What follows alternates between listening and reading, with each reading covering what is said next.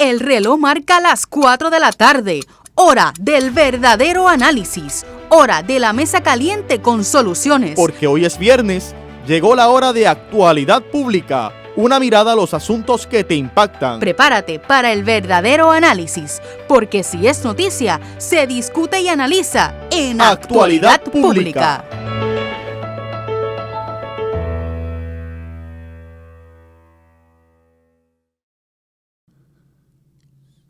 Saludos amigos y amigas, es viernes, son las 4 de la tarde, hora del análisis aquí en Actualidad Pública por Católica Radio, Católica Televisión y las redes sociales de la Pontificia Universidad Católica de Puerto Rico. Este 2 de mayo del 2025, viernes de actividad deportiva universitaria en Las Justas y de seguir discutiendo los temas que son importantes para todos. Vamos a escuchar los titulares del programa de hoy. No solo se trata de cualquier análisis. Esto es Actualidad Pública, un espacio creado para lo que necesitas escuchar. Desde la enseñanza social de la Iglesia y el verdadero análisis de nuestros expertos. Actualidad Pública. Los ritos fúnebres de Papa Francisco culminaron el pasado sábado en la Plaza de San Pedro. Su féretro fue trasladado a la Basílica de Santa María la Mayor. El 4 de mayo culminará el novenario por el eterno descanso del alma de Papa Francisco. El pontificado de Francisco siempre estuvo centrado en estimular la esencia de la sinodalidad en la Iglesia. Siempre lo marcó su llamado a una Iglesia más inclusiva y misionera con un compromiso inquebrantable con los pobres y marginados. De esto hablamos hoy porque ahora comienza Actualidad Pública. Son temas actuales y pertinentes para el país, para el mundo y para ti. Porque tú eres parte de Actualidad Pública. Saludos nuevamente, como cada semana se dirige a ustedes y les da la bienvenida el licenciado José Frontera Ajenjo, presidente de la universidad. Junto a los compañeros en el panel está con nosotros la licenciada Lisa Riestra Carrión, vicepresidenta asociada de Asuntos Académicos de la universidad. Saludos, Lisa. Saludos, José, saludos, Fernando, y a nuestro invitado especial en este viernes de justas, y animo a todos los que van a competir por la Pontificia Universidad Católica de Puerto Rico. Todos nuestros atletas, estamos con ustedes. Está con nosotros el licenciado Fernando Moreno Rama, decano de la Escuela de Derecho. Saludos, Fernando. Saludos, Josian, saludos, Lisa, y a Fray Roberto que nos acompaña hoy, y me uno a ese saludo que hace Lisa de felicitación a nuestros pioneros y pioneras que nos representan en la justa. Ahorita estaremos con ellos allí en el Palacio en la competencia de baile y por ritmo, y mañana allí en el Estadio Centroamericano. Y como mencionan los colegas, está con nosotros hoy Fray Roberto Martínez, profesor también de nuestra Escuela de Teología, sacerdote fraile capuchino, a quien damos la bienvenida a nuestro programa. Saludos, Fray Roberto. Saludos, Josian, Lisa, Fernando, un placer de estar con ustedes el día de hoy. Y también pues aquí como exdeportista, sobre todo pendiente a los resultados de las justas en el atletismo. Pero esa faceta no la conocíamos, padre. Fray Roberto, ¿en qué deporte competías? 800 y 1500, yo corría pista y campo, sí. Y corrí en la Católica hace muchos años atrás, cuando tenía como 17 años, competía ya, que la pista era de brea todavía, no tan buena como está ahora. Bueno, pues eso es bueno saberlo. Estoy seguro que ese dato nuestros atletas tampoco lo sabían, así que lo tendremos pendiente. Yo paso por allí y los veo cuando están entrenando también, me recuerdo. Pero sí, orando, a mí me gusta mucho todo eso. Tuve una de las jóvenes que ha ganado varias medallas. Creo que ella es colombiana en 3.000 metros con obstáculos. Y siempre hablaba con ella en la clase, me sentía contento, ¿verdad? Aprendí mucho, uno aprende mucho con la disciplina de los deportes. Eso es así. Yo siempre se lo digo a los muchachos que cuando uno está mirando los expedientes de los estudiantes y tú quieres saber que alguien de verdad tiene disciplina, es aplicado y sabe manejar su tiempo, búscate un deportista, búscate un músico que sabes que tienen que dedicarle tiempo a entrenar, a practicar, a sacrificar otras actividades y otras responsabilidades, y si encima de eso tienen buenas notas, ya tú sabes que se va bien encaminado. Seguimos a la espera del cónclave que va a comenzar la semana que viene. Seguimos en este proceso de las congregaciones generales donde los cardenales van hablando sobre sus perspectivas respecto de la iglesia y respecto de la persona que debe ocupar la silla de Pedro. Al mismo tiempo se siguen celebrando las misas en recordación del Santo Padre Francisco, donde cada día escuchamos a los cardenales que presiden resaltar elementos de su pontificado y de su vida aquí en la tierra, y particularmente su legado a la iglesia. Y hay temas que se van haciendo ahí presentes.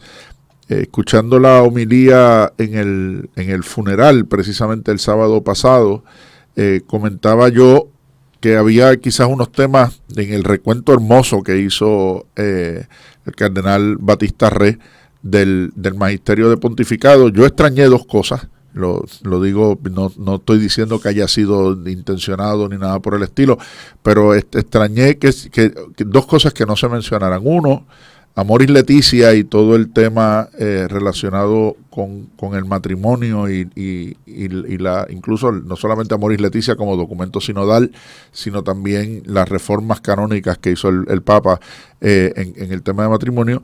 Y segundo, el sínodo sobre la sinodalidad. Sí se habló en general de los sínodos y se habló en general de las exhortaciones apostólicas que han surgido de ellos, pero el tema mismo de la sinodalidad como un gran aporte de Francisco a la visión de iglesia en línea con lo que ha sido el magisterio a partir del Concilio Vaticano II, me pareció que fue un tema del que se pudo haber dicho algo, e incluso un poco, no solamente un poco más, sino algo en referencia directa como uno de sus grandes aportes a la eclesiología y a todo ese tema que hablábamos la semana pasada con Padre Luis y Carolina sobre el concepto de la iglesia como pueblo de Dios, ¿verdad? Y lo que todo el pueblo de Dios que participa del sacerdocio común tiene que aportar a la misión de la iglesia como bautizados. Así que la idea hoy es seguir hablando de esos elementos de la aportación del Papa. La semana que viene, cuando estemos al aire, pues no sabremos todavía si habrá concluido, si no habrá concluido el cónclave. Estaremos en eso, aunque algunos de los cardenales han dicho que vislumbran un cónclave corto, de 2 o 3 días como mucho. Ahí parece que van haciendo consenso entre ellos sobre algunas figuras puntuales en las cuales estaría dirigida la votación, pero pues no vamos a entrar en esos ámbitos especulativos. De eso hablaremos la semana que viene cuando el cónclave haya concluido. Fray Roberto, algunas impresiones iniciales sobre el Papa Francisco y su legado. Bueno, un poco respondiendo a eso que estabas mencionando ahora, ¿verdad? Yo también escuché la homilía del cardenal Batista Re el día del entierro del Papa. De verdad que fue emotiva, se notaba que estaba emocionado, bonita, y sí, todos los elementos que mencionó quedaron, algunos por supuesto, que yo creo que son importantes, como tú señalas, lo del sínodo, sobre todo, ¿verdad? Es un tema importante, pero pues el Papa a veces más bien recordado, y en estos días pues que han hecho tantas entrevistas y le preguntan a uno, ¿verdad?, ¿cuál es el legado del Papa que se resalta? Pues, bueno, su cercanía a los pobres es una cosa que ¿verdad?, que enfatizó el cardenal y muchos de los otros, pero es difícil de abarcar, ¿verdad?, porque el Papa se movió desde el ambiente, se movió a nivel de la iglesia, se movió a nivel con su énfasis en los muros que el cardenal resaltó frente a tantos líderes, ¿verdad?, que crear puentes en vez de crear muros. Por eso como que es más conocido. Pero ciertamente, pues primero que nada, ¿verdad?, orando, los cardenales han pedido oración, así que eso es lo que la iglesia le decimos ahora a la gente en las misas. Estamos orando mucho por los cardenales, creemos que ellos van ¿verdad?, verdaderamente al lugar, a escuchar al Espíritu Santo. Así que eso es lo que estamos haciendo en este momento, y recordando al Papa, ¿verdad?, tratando de todas estas enseñanzas que él dijo, sobre todo ese énfasis en en la iglesia pobre. Yo creo que ese es su mayor legado, verdaderamente. Yo no creo que ha sido tanto, y eso muchas cosas que tienen resonancia con el mundo, pero yo creo que el mayor legado del Papa es intraeclesial, ¿verdad? Todas las cosas, las exigencias. Si lo fuera a decir en una frase, yo creo que la frase más importante, así, de todas, él quiere que los pastores huelan a ovejas, ¿no? Entonces, yo creo que para los religiosos, los consagrados, la misma gente de la iglesia, es una gran aportación del Papa que él quiere que seamos verdaderos pastores y amantes del pueblo y seguidores de Cristo. Sí, hay algo que a los que, ¿verdad?, cuando asistimos a misa nos resulta notable, y es que siempre en la plegaria eucarística, después de la consagración, cuando se pide por la iglesia, pues siempre se dice por el Papa fulano de tal, por nuestro obispo, y en estos días no escuchar esa referencia, esa frase por el Papa, ¿verdad? A nosotros los fieles nos resulta chocante. Me imagino que para usted, al celebrar la misa, debe ser también un espacio ¿verdad? Ir hasta ahí, de momento tener que frenar, ¿no? Y sobre todo cuando uno no está acostumbrado a recitarla, ¿no? Que tiene que ser un elemento particular, ¿verdad? De recordación y al mismo tiempo de caer en cuenta de lo que está ocurriendo. Así es. De hecho, ¿verdad? Te toma como 3 misas en lo que dejas de mencionar al Papa Francisco, ¿no? Yo las primeras 2 misas por el Papa Francisco, hasta que después dije, bueno, es que ya, ¿verdad? Entonces hay que omitir esa parte. Y nos tomará 2 o 3 misas más cuando nombren al nuevo Papa, ¿verdad? Vamos a seguir orando por el Papa Francisco. Pasa como cuando se acaba el año y uno sigue firmando los cheques con el año pasado. Toma tiempo, pero es cierto, ¿verdad? Es cierto. Da hasta un poquito de tristeza, ¿verdad? Porque ahora, bueno, uno ora por el obispo. Yo estoy en la arquidiócesis de San Juan, pues rezo por el arzobispo de San Juan. Pero es un momento emocionante para la iglesia. Yo de verdad creo que decía a la gente en estos días que qué momento tan bonito para la iglesia cuando, pues, porque para nosotros la figura del Papa es una figura importante, ¿verdad? Eso es como Catolicismo 1.101, es como la Eucaristía, es como la Virgen. Pues el Papa juega para todos nosotros pues un papel importante. Lisa. Sí, hablando de algo que mencionó Josian al principio, ¿verdad? Pues esa sinodalidad que impulsó el Papa en el documento final, ¿verdad? De la Asamblea, ¿verdad? Ordinaria del Sínodo de los Obispos, la más reciente, que tuvo, ¿verdad?, pues esa extensión del 2021 hasta el 2024, pues empieza con una nota de acompañamiento del Santo Padre Francisco, y ahí él cita su documento, La Alegría del Amor, Amoris Laetitia, del 2016, hablando precisamente del camino sinodal, ¿verdad? Dice que no todas las discusiones doctrinales, morales o pastorales deben ser resueltas con intervenciones magisteriales. Naturalmente, en la Iglesia es necesaria una unidad de doctrina y de praxis, pero ello no impide que subsistan diferentes maneras de interpretar algunos aspectos de la doctrina o algunas consecuencias que se derivan de ella. Esto sucederá hasta que el Espíritu nos lleve a la verdad completa. Es decir, cuando nos introduzca perfectamente en el misterio de Cristo y podamos ver todo con su mirada. Además, en cada país o región se pueden buscar soluciones más inculturadas, atentas a las tradiciones y a los desafíos locales. Leyendo esto recordaba algo que decía el doctor Fabrizio Acciaro en el panel, ¿verdad?, en el que participó durante el Congreso Católico y Vida Pública que tuvimos aquí en nuestra universidad la semana pasada, y escuchamos a uno de los, a 2 de los que intervinieron en ese congreso. Pero este panel al que me refiero se dedicó al tema de la posverdad, ¿verdad?, como un elemento de incertidumbre, ¿verdad? Y nuestro profesor de filosofía, el doctor Acciaro, hablaba de la verdad como como un proceso, ¿verdad?, de aproximación a algo más grande que nosotros, ese conocimiento de la verdad, ¿verdad? Hay interpretaciones hasta llegar a ese todo, ¿verdad?, que es la verdad.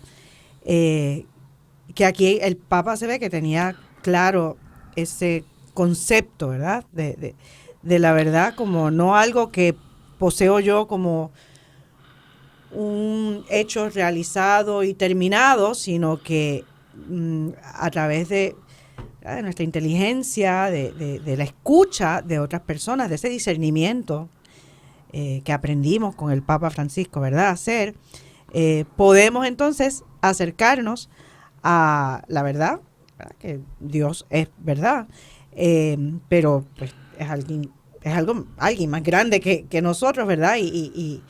Y siempre podemos como acercarnos más, ¿verdad? Como que ese proceso nos lleva quizás a rascar un poco lo que es esa grandeza, ¿verdad? Tocar una partecita, pero todavía hay que pensar en que falta mucho por conocer, por profundizar, y entiendo yo, ¿verdad?, que por ahí es que va el Papa, ¿verdad?, con esta cita, ¿verdad?, del tercer punto de la Amoris Laetitia, ¿verdad? O sea, entre todos, no se trata de ahora decir que ha cambiado la doctrina o la práctica de la Iglesia, sino profundizar, que Dios nos hizo inteligentes por algo, ¿verdad?, pues para que entre todos pudiéramos interpretar esos aspectos, ¿verdad?, de la doctrina, interpretar la verdad, esa interpretación de la que hablaba este panelista en el Congreso, ¿verdad?, de el ámbito filosófico. A mí me parece, Lisa, interesante eso que tú planteas, porque a veces en la Iglesia hay tanto rigorismo con algunas ideas que se nos olvida que precisamente Dios es misterio no porque sea incomprensible, sino misterio porque es inabarcable. Entonces pretender que ya todo está dicho y descubierto sería pretender abarcar a Dios en la incapacidad comprensiva nuestra, ¿no? Y yo esa creo, actitud es más cómoda también. Claro, es más cómodo porque no representa peligro alguno ni para pensar, pero también atenta contra la propia libertad y contra las propias capacidades que Dios nos ha dado. Y yo creo que eso es algo a lo que Francisco siempre estuvo abierto y por lo que no le tenía miedo al debate, ni le tenía miedo a la discusión, ni le tenía miedo a quienes pudieran pensar distinto. Al contrario, los buscaba y quería escucharlos, porque de esa riqueza de discusión y de debate es que también la teología aprende, se nutre y crece, ¿verdad? Y yo creo que eso es algo que por algo ya el propio Benedicto hablaba del atrio de los gentiles, ¿verdad? Y decía que la Iglesia necesitaba recuperar ese espacio del atrio de los gentiles, y a mí a veces me parece curioso como algunos, invocando la memoria de Benedicto, quisieran cerrar el atrio de los gentiles que él mismo abrió, ¿verdad? Pero es parte de esos elementos, Fernando. Sí, escuchándolo, yo me acuerdo de una anécdota que el Papa cuenta en una entrevista que le hicieron, y que cuando él era joven, sacerdote jesuita en Argentina, lo llegan a nombrar director de los jesuitas en Argentina.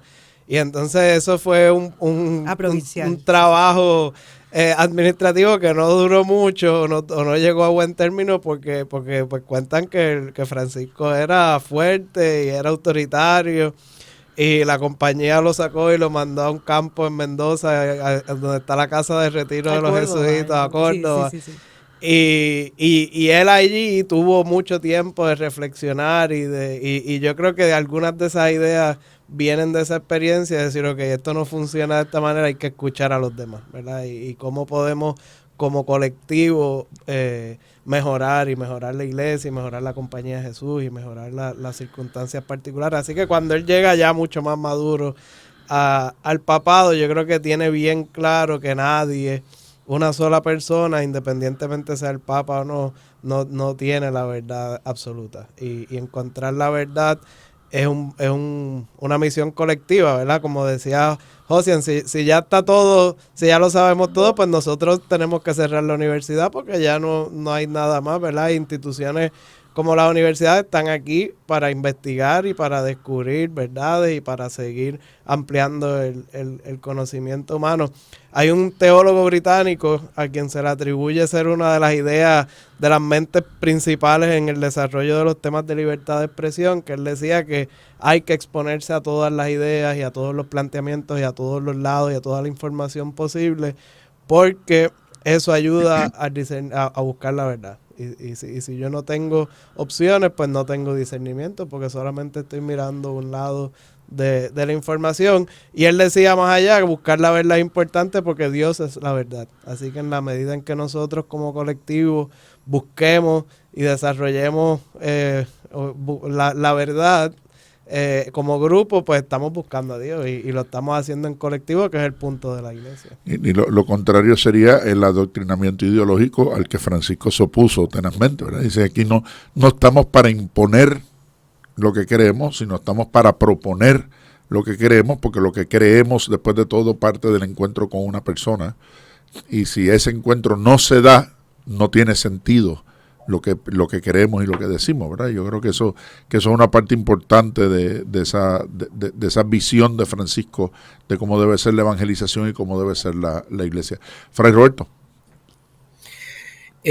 Mira, yo quisiera hacer un comentario, a tratar de hacerlo lo más breve posible, pero el contexto amplio, ¿verdad? Yo creo que de la sinodalidad, a mí me parece que es una trayectoria que en realidad ha estado recorriendo incluso antes del Concilio Vaticano II. La iglesia, no quiero hacer una caricatura, pero para hacer una historia de toda la iglesia en un minuto, la iglesia pues empezó una iglesia pobre, pequeña, ¿verdad? Una iglesia que era considerada una secta del judaísmo, pero en el siglo IV pues esa iglesia se institucionalizó y se fusionó con el imperio, ¿verdad? Se hizo una iglesia imperial. Y eso pues eso es la historia, pasaron cosas buenas y pasaron cosas que no fueron tan buenas, pero cambió un poco el modelo de la iglesia, ¿verdad? Que se hizo mucho más canónico, mucho más de derecho, porque se fusionó la iglesia pobre con la jerarquía del imperio. Así que nosotros llevamos mucho tiempo tratando de quitarnos esa mentalidad jerárquica imperialista, ¿verdad? Porque la iglesia es jerárquica, pero la idea imperialista donde hay un rey y donde el rey decide todo lo que hay que hacer y no hay que consultar con nadie. Así que ese yo diría que es como el contexto bien amplio de la iglesia que ha tratado de volver a las raíces. Esa es toda la consigna del Concilio Vaticano II, volver a las raíces. Incluso lo menciona el documento del sínodo, ¿verdad? Pues por ahí por donde va la iglesia. La iglesia quiere volver a ser una iglesia que como en los principios pues se dialogaba, se escuchaba, ¿verdad? Nosotros encontramos en los Hechos de los Apóstoles, en capítulo 15 quizás, uno de los pasajes más importantes de resonancia eclesiológica, que es lo que le llaman el Concilio de Jerusalén, ¿verdad? Anacrónicamente, más bien la reunión de Jerusalén, donde había, ¿qué hacemos con los gentiles? Los gentiles pues no venían del judaísmo, no conocían todas las leyes, entonces le querían imponer la circuncisión y le querían imponer ciertas cosas del judaísmo. Pues ¿qué hizo la iglesia? Pues vino Bernabé con Pablo, se reunieron con Santiago, con Pedro, con los principales de la iglesia en Jerusalén, y ahí pues dialogaron y discutieron y dijeron, pues mira, no vamos a imponerle nada más, que se abstengan de los sacrificados a los ídolos, no se tienen que circuncidar y ya. Y ahí entramos los puertorriqueños, porque ahí entraron todos los gentiles, ¿verdad? Y nosotros, si no hubiera sido por eso, pues no hubiéramos entrado a la iglesia. Pero ese modelo que queremos, el Papa quiere otra vez rescatar, que va dentro de la idea de la iglesia, es un modelo primitivo, es el modelo de consulta, de escucha, y es el modelo que yo, escuchándolo, estaba pensando en Jorge Ferrer, que en paz descanse, ojalá lo tuviéramos aquí para que nos explicara mejor eso, pero me recuerdo hablando en una clase sobre, ¿verdad?, que vivimos en una sociedad pluralista y hay que estar entre el dogmatismo y el relativismo extremo. Así que él abogaba, ¿verdad?, por una pluralidad moral, y eso exige diálogo. Y eso es el sínodo de la sinodalidad. No, y en esa línea siempre recuerdo cuando con Jorge discutíamos algún proyecto de ley, por ejemplo cuando hablamos sobre el proyecto del aborto del cuatrienio pasado, Jorge siempre me decía, ante aquellos que planteaban que el hecho de que estuviéramos de acuerdo con el proyecto implicaba que estábamos aceptando algún tipo de aborto, Jorge siempre me decía, en el consenso social de la pluralidad, no hay que pensar en cuánto perdemos, sino en cuánto ganamos. Y en la medida en que podamos conseguir que un número particular y significativo de abortos quede excluido y quede prohibido, ganamos. Si no nos metemos en la discusión y decimos o lo prohíbes todo o no cuentas conmigo, podemos terminar siquiera con lo poco que vamos ganando. Dice, y es desde ese diálogo que vamos entonces creciendo en el terreno, ¿verdad? Y lo que el Papa Francisco siempre insistía, empecemos por lo que nos une, cosa de que sea más fácil limar las asperezas y reducir el espacio de lo que nos separa. Si empezamos por lo que nos separa y no vamos a mirar nada más hasta que no nos ponemos de acuerdo en lo que nos separa, pues llegará el día del juicio final y nunca nos habremos puesto de acuerdo, ¿verdad? Yo creo que una de las manifestaciones que hizo Francisco sobre eso, de las más importantes, fue precisamente el acercamiento a la posibilidad de celebrar la Pascua de forma fija, ¿verdad? Para que tanto los ortodoxos como la Iglesia romana pudiéramos celebrar en una misma fecha el evento de la Pascua, independiente si estamos en el calendario juliano o en el gregoriano, y que se fijara contra un fin de semana específico en abril, de tal manera que ese domingo, en la sugerencia de él, ¿verdad?, el tercer domingo de abril, fuera siempre la Pascua. Pues sigue siendo algo movible, porque no es un día específico como es Navidad, pero respeta la tradición bíblica de manera más coherente para las dos iglesias. Y dice, pues no, desde el dogmatismo no va a resolver el problema de la unidad. Y yo creo que eso, ese signo, y por eso yo he insistido en otros espacios, en que esa visión de sinodalidad es una visión que va más allá de la propia iglesia. Cualquier entidad donde hay que tomar decisiones, ese modelo de escucha, ese modelo de que quien tiene la autoridad no renuncia a ella, sino que la ejerce de una manera distinta, consultando, escuchando, hablando, entendiendo las preocupaciones de aquellos sobre quienes esa autoridad se ejerce, pues es buena para la política, es buena para las organizaciones, es buena para la participación, y no implica para nada, como alguna gente decía, bueno, pues vamos a volver estos parlamentos democráticos. Dice, no. Eso ya la Iglesia lo dejó fuera en el Concilio Vaticano I. O sea, aquí ni siquiera el concilio está por encima de la autoridad papal, porque no se trata de que la mayoría mande, ¿no? Porque el riesgo de la mayoría es que la mayoría puede perder de perspectiva el principio dogmático, el principio doctrinal y el principio moral. Para eso está el Papa como garante.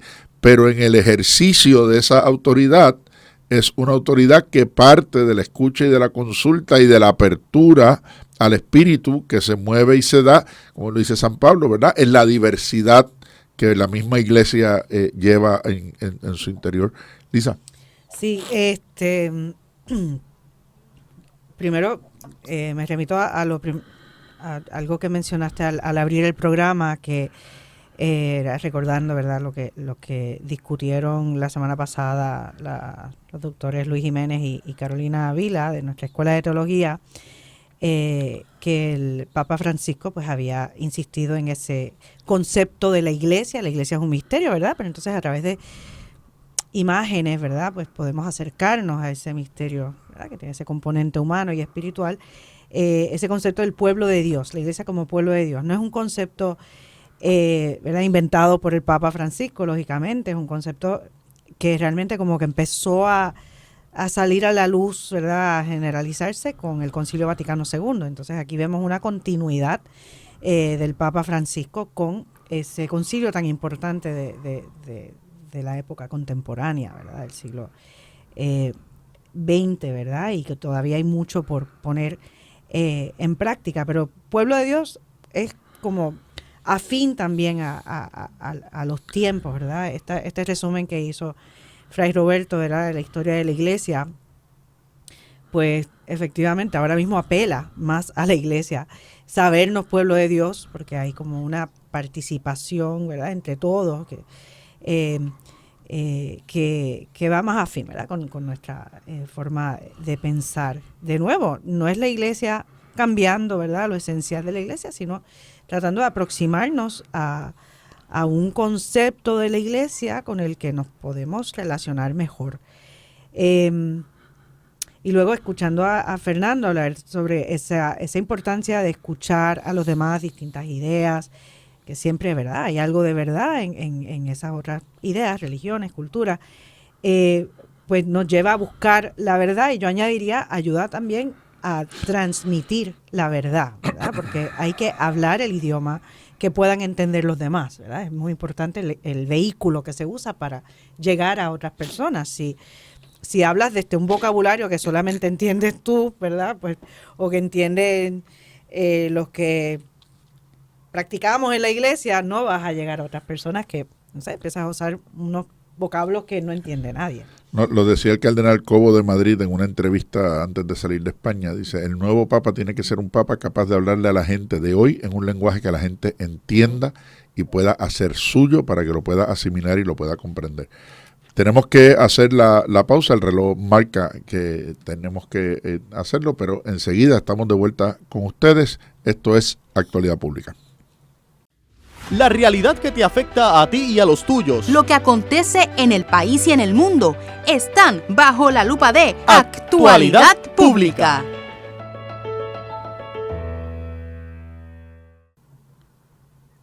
Regresamos, amigos y amigas, a Actualidad Pública por Católica Radio, Católica Televisión y las redes sociales de la Pontificia Universidad Católica de Puerto Rico. Hoy, viernes 2 de mayo del 2025, nos acompaña en el programa Fray Roberto Martínez, sacerdote capuchino, profesor de nuestra escuela de teología, en esta conversación donde seguimos hablando del legado y la vida del Papa Francisco. Antes de irnos a la pausa hablábamos de este concepto de sinodalidad y de el descubrimiento de la verdad desde esa idea. Fray Roberto, usted hacía referencia a la Asamblea de Jerusalén. A mí hay una frase en el texto de los Hechos de los Apóstoles, y usted como biblista, pues voy a aprovechar que lo tenemos aquí con nosotros, que siempre me ha gustado muchísimo, y es que cuando San Pedro va a hablar de las conclusiones de esa asamblea, utiliza esa expresión categórica: nos ha parecido al Espíritu Santo y a nosotros. Y yo creo que esa idea de que en el consenso de la Iglesia está la luz del Espíritu Santo, yo creo que es algo que en este momento también de cónclave tiene que significar para nosotros mucho más allá de la mera expresión, ¿no?, de si el Espíritu Santo está aquí y se hace presente en la iglesia y a través de la iglesia en medio del mundo. Yo creo que hay un peso adicional en esa expresión que es fundamental a poder comprender la misión y la vida de la iglesia en este momento. Así mismo es, y es difícil de comprender esa realidad, ¿verdad? Yo la constato, como te digo, en estos días que ha habido pues mucho, pues, a raíz de la muerte del Papa, entrevistas y preguntas de muchos reporteros y medios, ese aspecto de la fe, ¿verdad? En el fondo es el aspecto de la fe. Pues yo entiendo, ¿verdad?, que siempre hay cierta suspicacia, y cierto escepticismo con tratar de ver todo este proceso de una manera solamente de negociaciones, con ventajas políticas. Yo entiendo que esa es la manera en que, podríamos decir, muchas personas se acercan a esta realidad. Pero pasa muchas veces como con las escrituras, ¿verdad? Las Sagradas Escrituras se pueden leer simplemente como literatura porque es un libro.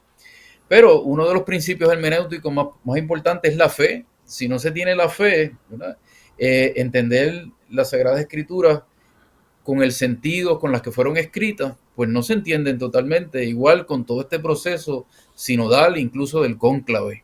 Si no se tiene la fe, pues se pierde una dimensión importante. Yo escuchaba a un analista de BBC, de la cadena británica, hablando, ¿verdad?, sobre el Papa y la elección y todas estas cosas, pero él terminaba la entrevista diciendo, decía, los cardenales creen, y entonces hacía referencia a que cuando ellos entran a la Capilla Sixtina, que tú sabes que están viendo ahí toda la escena del juicio final, eso está hecho a propósito, para recordarles el juicio final, Y él decía, ellos miran eso y ellos creen en eso, ellos creen que lo que están haciendo es una cosa significativa para el mundo. Así que, ¿verdad? Dentro de la inspiración del Espíritu Santo, esa fe, tanto para la cuestión sinodal como para la cuestión del cónclave, son importantes. Yo me recuerdo cuando yo por primera vez escuché la Lumen Gentium, por ejemplo.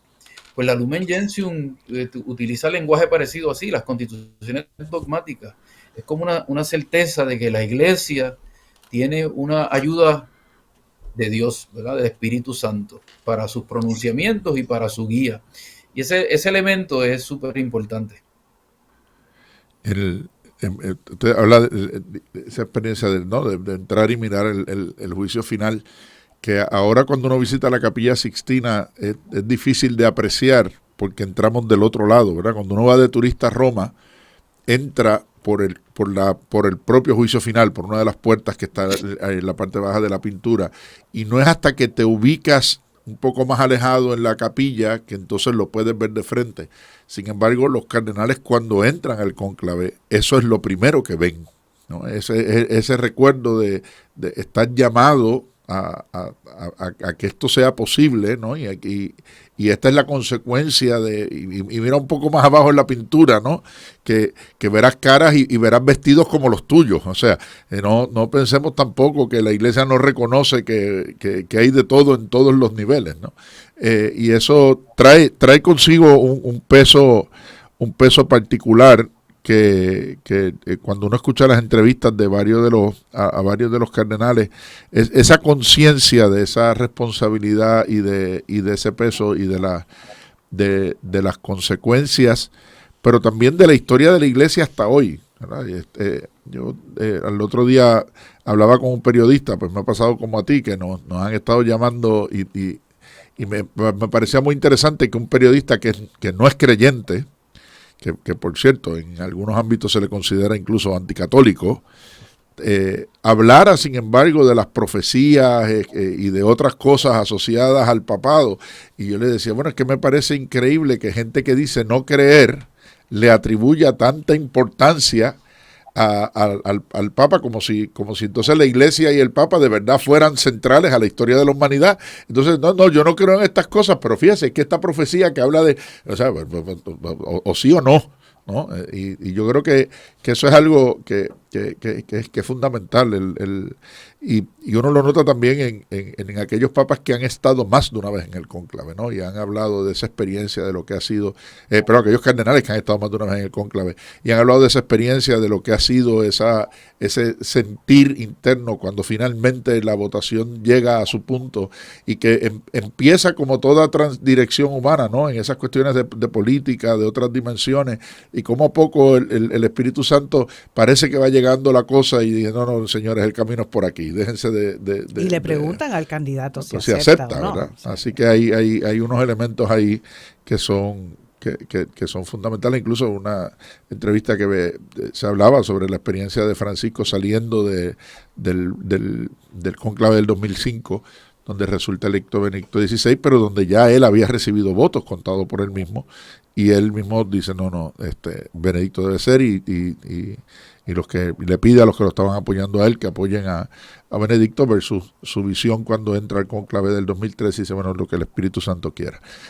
O sea, hay una realización, ¿verdad?, personal de esos elementos, y la historia de Juan Pablo I también lo refleja, ¿no? Cuando él al principio se dice que él mismo lo escribe, ¿no?, que plantea resistencia, pero que luego dijo, bueno, si esto es lo que Dios quiere de mí, hágase su voluntad, ¿no? Y dice que decía a su secretario que había orado con aquellas palabras de Getsemaní, no, si puedes que pase de mí esta copa, pero si me la tengo que beber, bueno, Señor, aquí estamos para hacer tu voluntad, si no hubiéramos entrado a esta sala. O sea que esa realización, y nosotros como creyentes, ¿no? Pues Jesús prometió su asistencia continua y la prometió a través de la presencia del Espíritu Santo.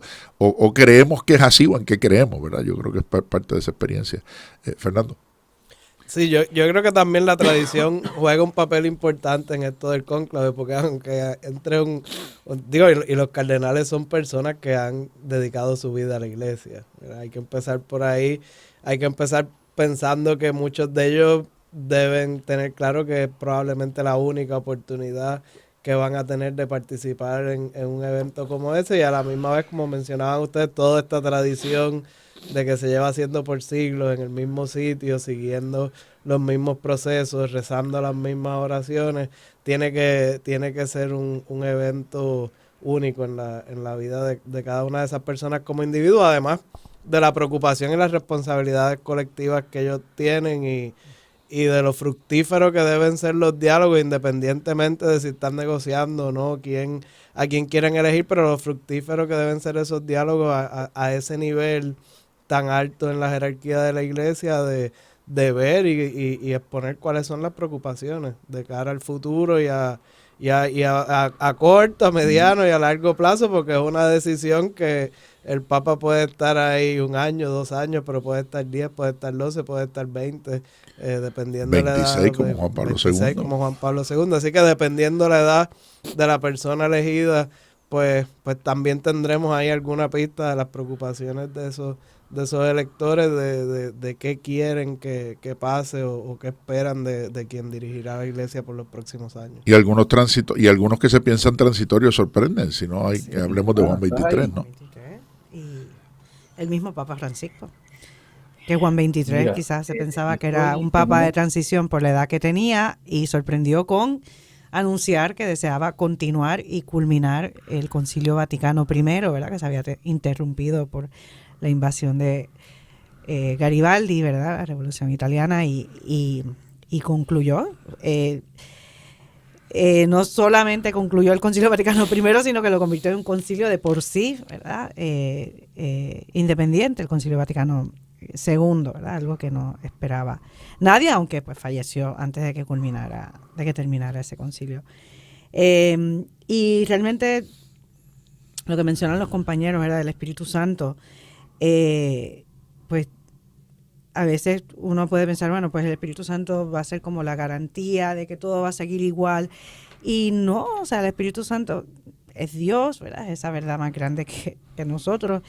Y está lleno de sorpresas, ¿verdad? Sorprende. Es lo más lejos del rigorismo, ¿verdad?, que puede existir. Es el autor de los carismas en la iglesia, ¿verdad?, que han atendido necesidades y que han sorprendido también.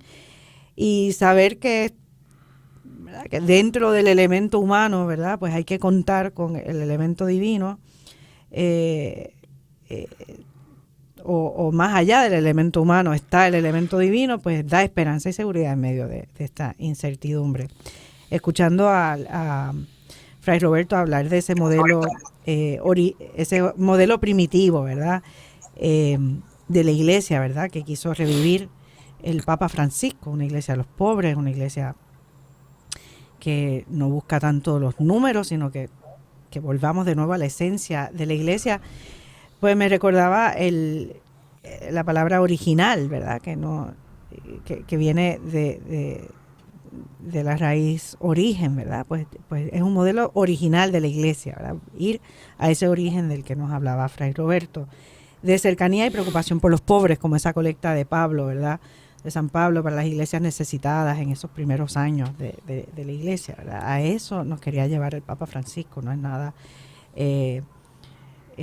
contrario ni revolucionario, sí, en cuanto a quizás un cambio reciente, pero nada contrario a los orígenes, a los principios de la iglesia.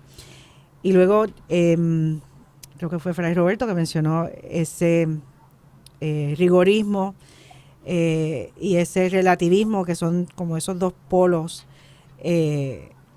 extremos, ¿verdad?, los que hemos de huir. Pues en la perspectiva individual pienso que se podría comparar también con dos extremos que hacen daño, el voluntarismo y el sentimentalismo, ¿verdad?, que hay como un paralelismo entre el rigorismo y el voluntarismo, ¿verdad?, ese querer hacer las cosas pues porque sí, sin estar abiertos al cambio, al diálogo, a la escucha. Y el sentimentalismo, ¿verdad? Que sí, si bien los sentimientos hay que contar con ellos, ¿verdad? Pues van y vienen a la vez y pueden llevar un relativismo y simplemente que no estamos hablando de eso al hablar de ese acercamiento y esa verdad como proceso para llegar a captar y aprender la verdad. No es relativismo, sino que es un camino, ¿verdad? Que no recorremos solos, ¿verdad? Un camino seguro que necesita de ese discernimiento, de esa escucha, pero sin tampoco dejarnos llevar por los vaivenes de que hoy digo que la verdad es una cosa y mañana digo que es otra, ¿verdad?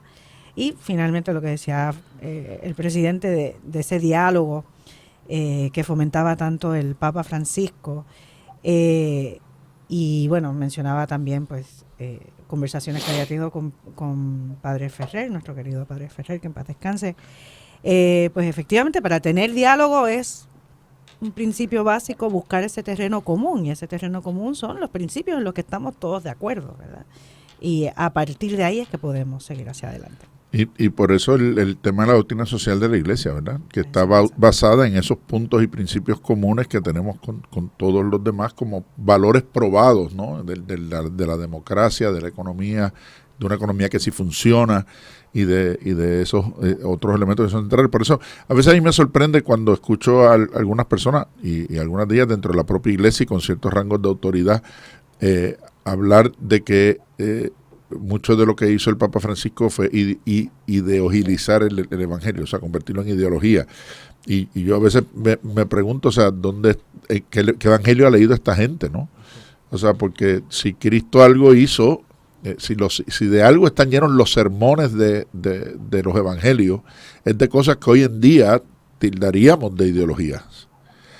O por el contrario, o sea, aquellos que critican al Papa Francisco por abrir las puertas de la Iglesia a los pecadores, pues de seguro son los mismos que hubieran dicho en la plaza: este come con prostitutas y se sienta con publicanos y anda con pecadores para arriba y para abajo. Bueno, porque el Señor sabe que no van a llegar a la Iglesia después de que se conviertan, porque si no se convierten primero, ¿a qué van, no? Entonces, si el pecador no llega a la Iglesia, ¿cómo la Iglesia le propone su conversión?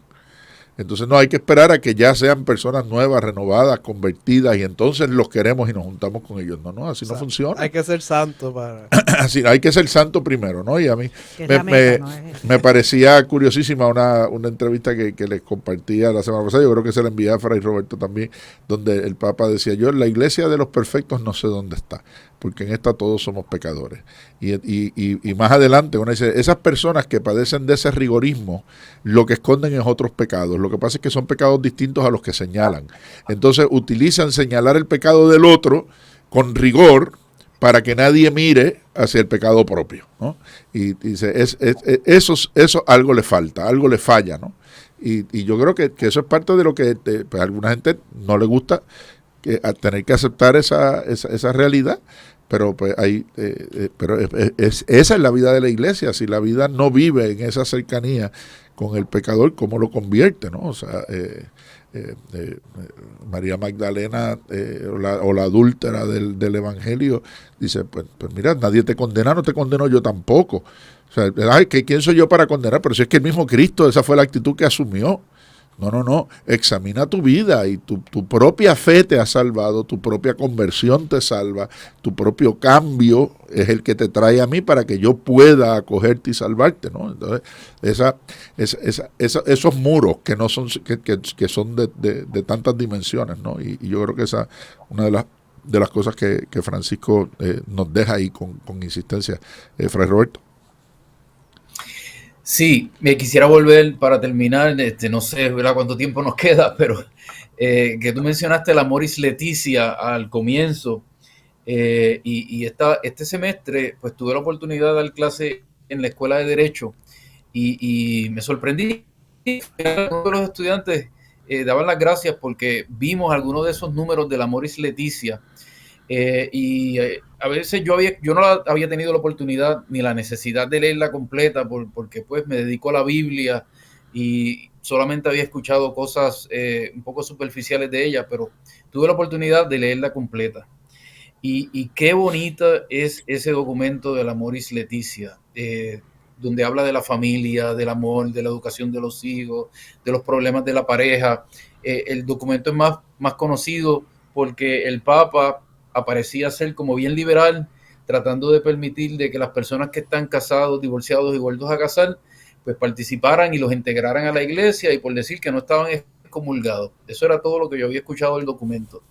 Y me daba pena que el documento fuera conocido por eso, porque es bien rico, bien hermoso sobre cómo habla.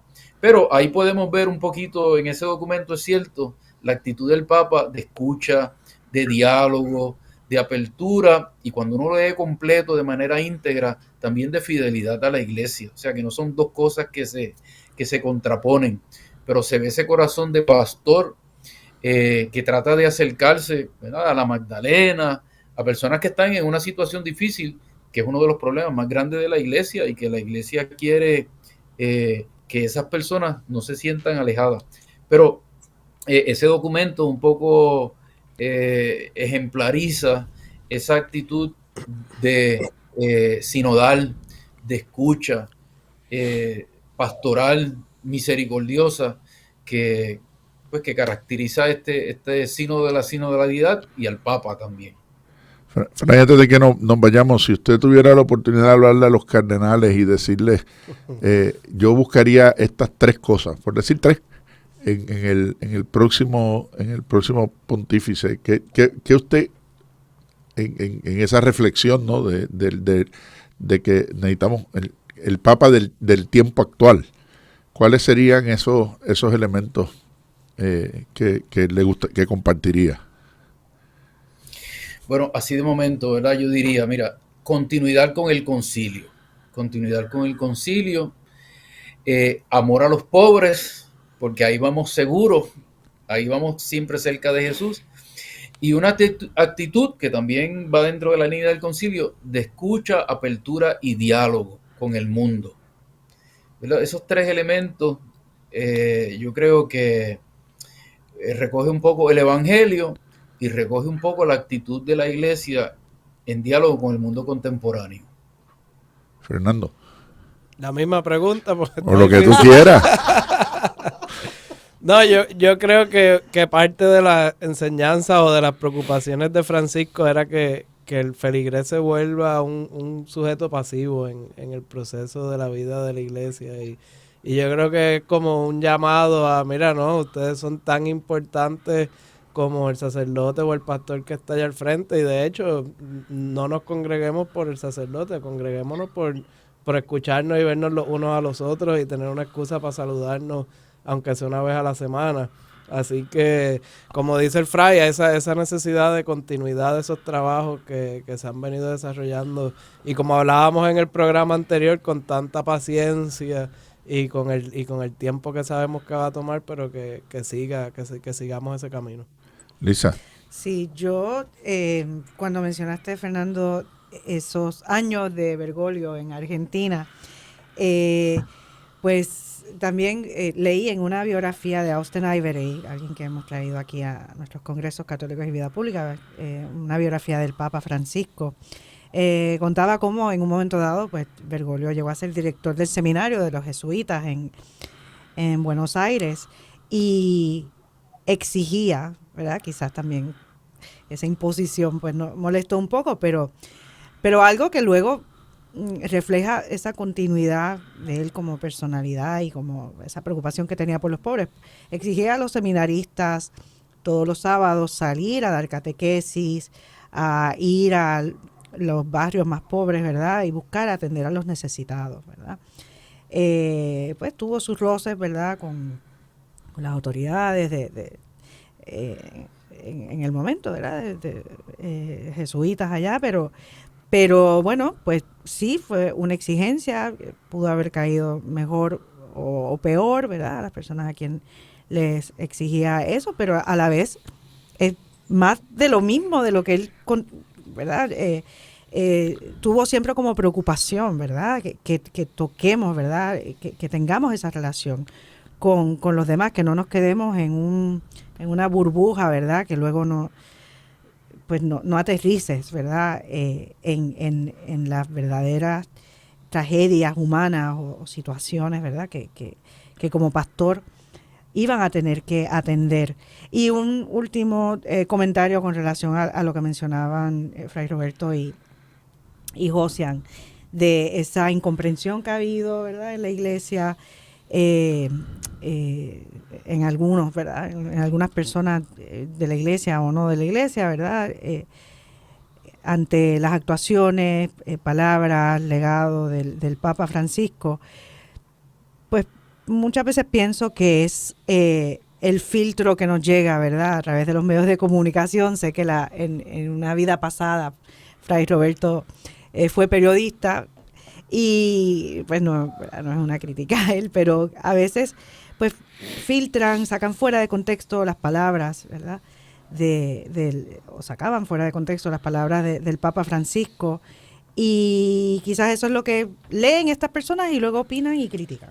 Sí, hubo uno de los últimos documentos del Papa que cuando salieron las críticas yo hice una expresión y dije, los que lo están criticando no se lo han leído, porque si se lo hubieran leído todo lo que están diciendo está fuera de contexto, porque no es lo que dice el texto del Santo Padre, y yo creo que de nuevo hay una discontinuidad magisterial que preocupa, ¿no? Yo el otro día que hablamos de la economía de Francisco, dicen, mira, pues no se puede hablar de la economía de Francisco sin leer Octogésimas Venias de Pablo VI, que es una de las cartas menos leídas, y sobre todo en los ámbitos nuestros, porque los ámbitos nuestros están acostumbrados a que el discurso sobre comunismo y socialismo sea equiparar una cosa con la otra, cosa que combate el propio Pablo VI en Octogésimas Venias y habla sobre la posición de la Iglesia sobre uno y lo otro y los distingue, ¿no?